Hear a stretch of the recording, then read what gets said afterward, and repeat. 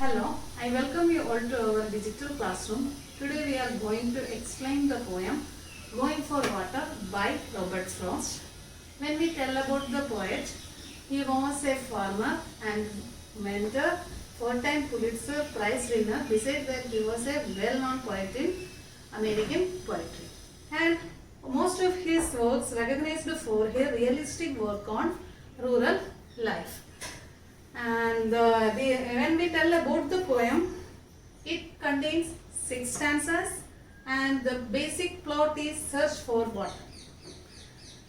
Now see page number 108, Going for Water.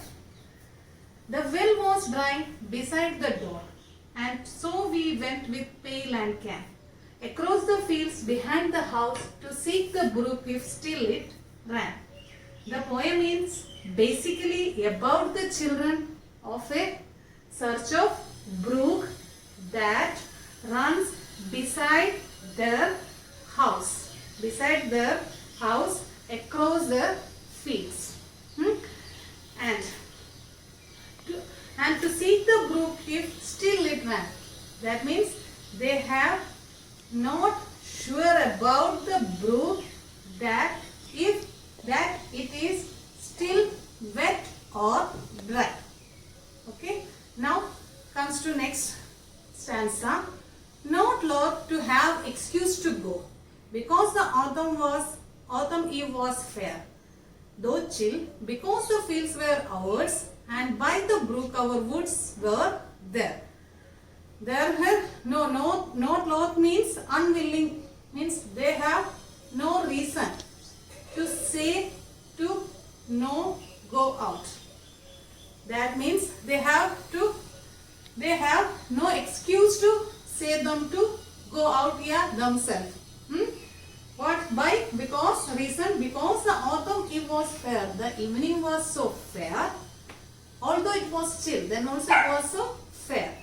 Because the fields were ours, and by the brook our woods were there. Because the fields were ours. The fields, they were well known about the field. And by the brook our woods were there. The brook means small river, runs in between the wood. That place is well known by the children. Okay? And these are the things why they can't stop themselves to go out in that autumn evening. Next. They ran as if to meet the moon that slowly dawned behind the trees. The barren birds without the leaves, without the birds, without the breeze. They went out. They started their journey with much excitement because they get an opportunity to go out in the evening, and they ran like to met the moon. Where that slowly dawned behind the trees. Where was the moon? The moon just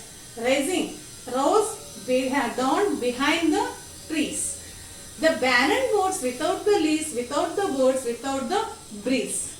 The barren birds. See, these two lines gives us the idea of the nature's silence, terrible silence, because the barren birds without the leaves, without the birds, without the breeze. Complete silence was in the atmosphere. Next answer. But once with the wood we posed, like gnomes that hid us from the moon. But once they enter the wood, they themselves imagine with the gnomes and playing with the moon. Okay. Here it is telling about the game hide and seek. They imagined themselves with the gnomes and started to play with hide and game with the moon. And how we usually play hide and game? Ready to run to hiding knew with a laughter when she found her. Soon it means the children wants to change their place. Okay, hiding places. Now, each laid on other a staying hand to listen ere we dare to look.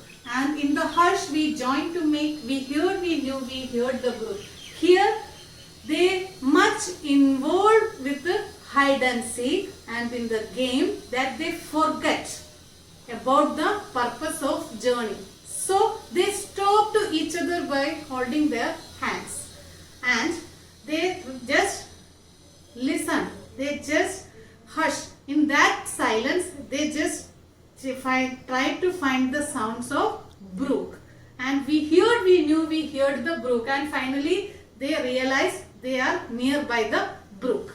And the last answer, a note as from a single place, a slender tinkling fall that made now drops that floated on the pool like pearls and how a silver blade.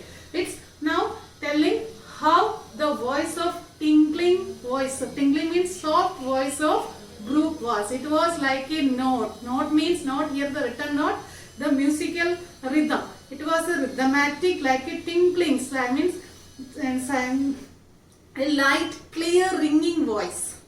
That was running, flow of a water. Usually we heard it. And fall made now drops that floated on the pool like a pearl and now a silver blade. And when it is floated on the pool, it looks like a pearl, and when the moonlights make it a silver blade. Okay? Hope all of you. Now let's. What is the moral of the story? Moral of the poem.